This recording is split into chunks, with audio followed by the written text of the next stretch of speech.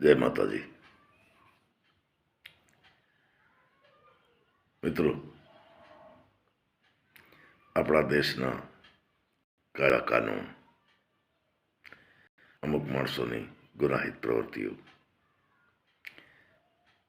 એને પડતી તારીખો, સાક્ષીઓ, એની બધી પ્રોસિજર, પછી સજા, નિર્દોષ, પુરાવાઓ, ખરેખર જીવ બળે અમુક વાતો. સમજી લો ક્યાં ખૂન થઈ ગયું, ખૂની નિર્દોષ છૂટે. કારણ એવું હોય કે એમનો વકીલ આ પુરવાર કરી દે કે આ માણસ ખૂનમાં નહોતો. મિત્રો, કોકે તો ખૂન કર્યો હશે, પણ આપણા દેશના કાયદા કાનૂન એવા છે. આવું બધું જોઉં ત્યારે સાલો જીવ બહુ બળે. મેં એક સાંભળેલી વાત અંગ્રેજોના વખતની આપની સાથે થોડી શેર કરું. મારા કાકા વાત કરતા, અને એ જે આ વાતના બે લેડીઝો જે છે, મા દીકરી, એ દીકરીને મારા કાકાએ જોયેલા. કહેવાય છે કે અમારા ગામની આજુબાજુનો એક પરિવાર, ઊંચી જાતિનો પરિવાર, અંગ્રેજોનો સમય, અને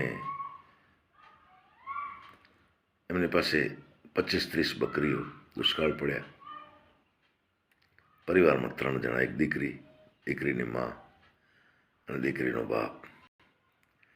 25-30 બકરીઓ હાકી સિંધ બાજુ નીકળ્યા. સિંધ અને થળની વચ્ચેનો પ્રદેશ આવ્યો. ત્યાં મુસ્લિમ વસ્તી, બધા મુસ્લિમો તો એવા ન હોય, પણ આમને જેનો ભેટો થયો એ બહુ ખૂંખાર માણસો. રાત પડવા આવી, રાત ત્યાં રોકાઈ ગયા. ત્યાં વાઢિયા હતા લોકોના. આ બિચારા આખા દિવસના થાકેલા, બકરીઓની બાજુમાં 3 સોઈ ગયેલા. આમને એમ કે આપણને ગામનો ઓથ છે. રાતના 2-4 જણા અવાજ કરીને નીકળ્યા, બગાડ આવ્યો, બગાડ આવ્યો. બગાડ એટલે જનાવર. આ બકરીવાળો હતો બિચારો હિન્દુ, એને એમ કે લઈને હું થોડી મદદ કરાવું. આ એમની સાથે થોડીકમાં દોડ્યો, પાછળથી કુવાડીનો ઘા મારી માથું વાટી નાખ્યો અને ધોરા ધરતીમાં દાટી દીધો. ભાઈ, તરત પાછા આવ્યા. આ મા દીકરીને કીધું તમારા ધણીને, છોકરીને કીધું તારા બાપને જનાવર પડી ગયા. બકરીઓ એમને પોતાની બકરીઓ ભેગી કરી, મા દીકરીને પોતાના ઘરે લઈ ગયા. આમનો લૂંટફાટનો ધંધો, ચોરીનો ધંધો. હવે એ વખતે અંગ્રેજોના જમાના, અને ત્યાં લૂંટફાટ વધારે થતી એ વિસ્તારમાં, એટલે અંગ્રેજોએ એક ચેક પોઈન્ટ બનાવેલો. 2 દિવસ બિચારા મા દીકરી બે અંદર ઘણો સમજે કે આના બાપને મારી નાખ્યો, પણ કરે શું? એક વૃદ્ધ માણસ એની ચોકી રાખી જાય, બાકી બધા ચોરીઓ કરવા જાય, લૂંટ કરવા જાય. એમાં જે વૃદ્ધને ચોકી રાખીને ગયા હતા, એને ટાઢીયો તાવ આવ્યો, એટલે ઠંડી ઠરવા માંડ્યો. એટલે અંદરથી મા દીકરી કીધું કે દરવાજો ખોલ, બારે બેઠો હતો, તારા ઉપર ગોદડા નાખી. દરવાજો ખોલ્યો. દીકરીને માએ કીધું બેટા તો આના પર ગોદડા નાખી અને થોડી થોડી ઝીણી ઝીણી વાતો કરે રાખ, હું જાઉં જો કોઈ આપણી મદદ થાય તો. મા ઉમાંથી દોડી બિચારી. પણ એના કિસ્મત થોડા હારા હશે, તો જે બાજુ અંગ્રેજ અધિકારીઓ જે ચોકી પોઈન્ટ હતો, ચેક પોઈન્ટ, એ બાજુ જ દોડી બિચારી. અને આ જે ચોરી કરવા ગયેલા એમાંથી કોઈક જણ જોઈ ગયું, કીધું બાઈ ભાગી. આ કવાડીઓ લઈને પાછળ દોડ્યા. પણ એના નસીબે અંગ્રેજ ચોકીમાં જે સંતરી હતો, એણે એ જ વખતે દૂરબીન જે છે આ બાજુ જ કર્યો જ્યાંથી આ બાઈ દોડતી દેખાતી હતી.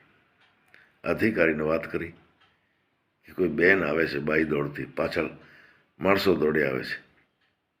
તરત ઘોડેસવારો નીકળ્યા, ઊંટસવારો નીકળ્યા, અને બેન જ્યાં નજીક પહોંચી સામે એ પણ પહોંચ્યા. ધડામ દઈને હેઠી પડી, પાણીમાં પાયું, વાત કરી, આવી રીતનું છે. આ 3 જણા હતા જેને બાંધી લીધા. અને એ વાંઢ હતી આખી. એમાં કહેવાય છે કે 45 માણસોનો પરિવાર હતો. એમાં બાઈ ભાઈ, નાના બાળકી હશે જે હોય તે. અને અંગ્રેજ અધિકારીઓએ બધી તપાસ કરી, ઇન્વેસ્ટિગેશન કર્યું. આજે એનો માથો વાટી નાખ્યો હતો હિન્દુનો. એનો મળદો જે રેતીમાં ભાર્યો હતો એ બારે કાઢ્યો. અને આ 45 જણા પાસે ખાડ ખોદાવી અને લાઈનમાં ઊભા રાખી અને શૂટ કરી દીધા. અધિકારીએ વિચાર કર્યો કે હવે આમનો કેસ લઈને ક્યાં જવું? કરાચી પ્રાંત પડે, આ તારીખોમાં જવું, સાક્ષીઓ રાખવા કાયદા પ્રમાણે. એના કરતાં અહીંયા જ પૂરા કરો. ન રહેગા બાંસ ન બજેગી બાંસુરી. મિત્રો, અંગ્રેજ ખરાબે હતા, પણ અમુક છે ને ઓન ધ સ્પોટ ઇન્સાફ કા તરાજુ જે છે, ઇન્સાફ બહુ જલ્દી કરતા.